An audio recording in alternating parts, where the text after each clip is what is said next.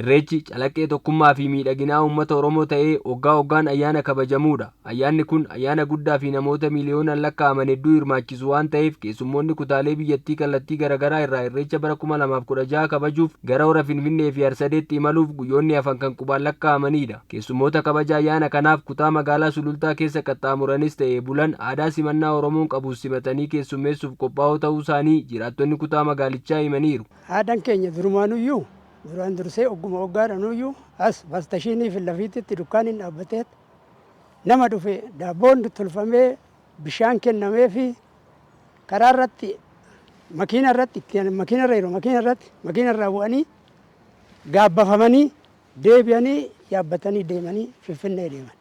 Aadaan keessummaa simachuu Oromoon duruu keessummaa simata hin hammataa hunda danda'a ammas taanaan hin simannaa. Unkaan irreessa dhiisitooyi karaa deemadhaa isimanna Oromoon karaa deemadhaa isimata.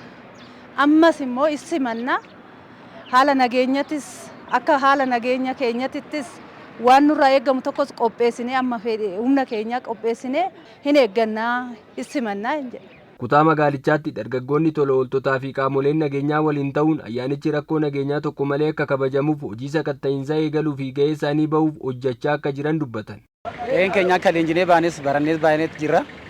Erga barannee baane immoo ayyaana irreechaa kana miseensa keenya illee gaachana sirnaa keenya waliin illee milishaa keenya illee poolisii keenya wal taaneet sakattaa ayyaana keenya akka biyya keenya dhaabbanneet gara hundarraa sila dhufaniif sakatta'uun keenya ayyaana keenya siraatan maanguddoon keenya illee akka deemee kabajee galu siraatan akka qalaan illee nu keessa seenne kanaaf jajjabeenyee kaayyoo qabna sodaa tokko malee duubatti sodoon deemine kaayyoo kanaan bobbaaneerra.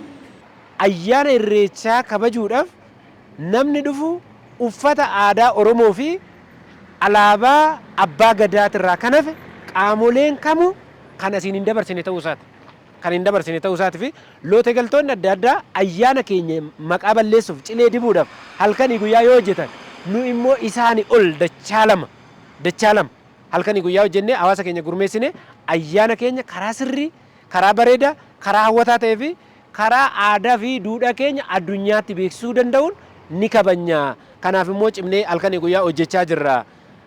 Akkuma amma argaa jirtan gaachanni sirnaa keenya, milishaan keenya, poolisiin keenya dadhabe nuuf fedhoon jedhin halkanii guyyaa sakatta'iinsa konkolaataa nama lafa deemtota hunda gochaa jirra jechuudha. Bulchaan kutaa magaalaa Sulultaa Dr. Shallamaa Bashaanaa keessummoota nutti goranii bulanis ta'e kutaa magaalaa keenya keessa qaxxaamuran nageenyummaa isaanii eeguu fi simachuuf karooran hojjechaa jirraa jedhan.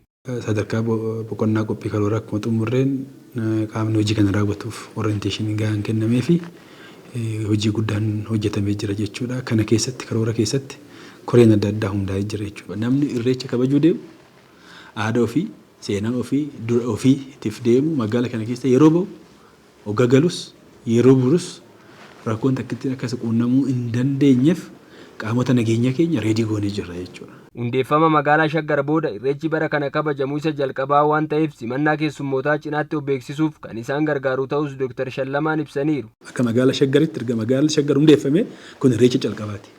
Erga Shaggar hundeeffame jechuudha. Kanaaf as keessatti seremoonii adda addaa qopheessuu qabna. Ofillee beeksisuu qabna.